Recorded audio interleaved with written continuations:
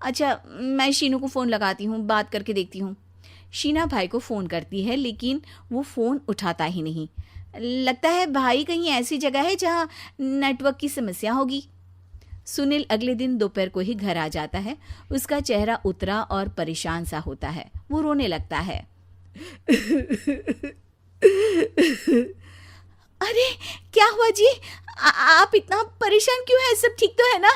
कहानी उन आम घरों की है जहां खाने वाले तो कई, लेकिन कमाने वाला एक मर्द ही होता है। बावजूद इसके उससे उम्मीदें कम नहीं होती।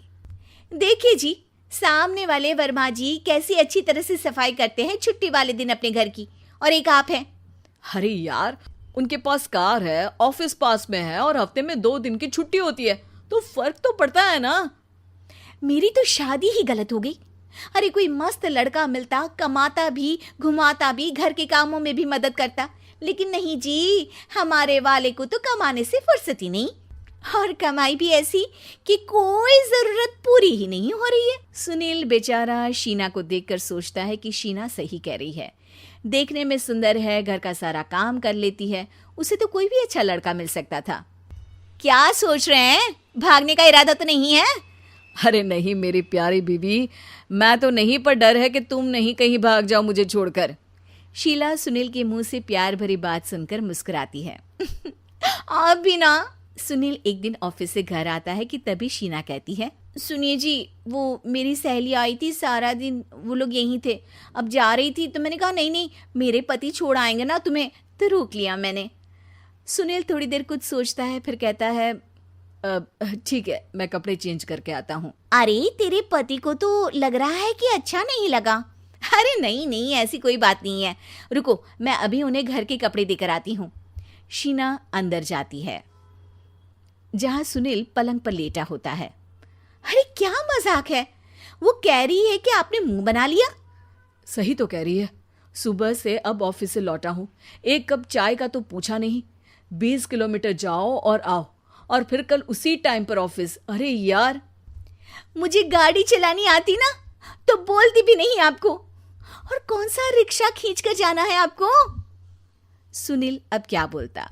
रात देर से आता है और सो जाता है। अगले दिन, शरीर दर्द हो रहा है। अरे तो मत जाओ ना ऑफिस, चलते हैं ना मार्केट घूमने, फिर पिक्चर देखेंगे और रात में खाना खाकर घर वापस। सुनील जब सारे दिन की थकान वाला शेड्यूल सुनता है तो वो सीधे सीधे ऑफिस के लिए तैयार हो जाता है। अब आए दिन शीना की डिमांड बढ़ती ही चली जाती है और सुनील उसको पूरा भी करता। लेकिन एक दिन, ए जी, मेरा भाई आ रहा है, उसे 2 लाख रुपए की जरूरत है। हाँ तो मैं क्या करूँ शीना, मेरे पास इतने रुपए नहीं है। हाँ हाँ पता है नहीं है, लेकिन किसी से लेकर तो दे सकते हो ना। अरे मैं किससे मांगू, मेरे तो जानने में भी कोई नहीं है जिसके पास इतनी बड़ी रकम हो। तभी वहां शीना का भाई शीनू आ जाता है। जीजा जी कैसे हैं आप? अब मैं ठीक हूँ शीनू, अचानक इतनी बड़ी रकम की जरूरत कैसे पड़ गई? अरे जीजा जी, वो बिजनेस शुरू किया ना, तो उसके लिए पैसे की जरूरत है। काफी हो चुका है, थोड़ा पैसा बचता है तो मैंने सोचा आपसे ले लूं। अब देखो, मेरे ऑफिस में कुछ लोग हैं जिनकी सेविंग अच्छी है, मैं उन लोगों से बात करके देखता हूँ।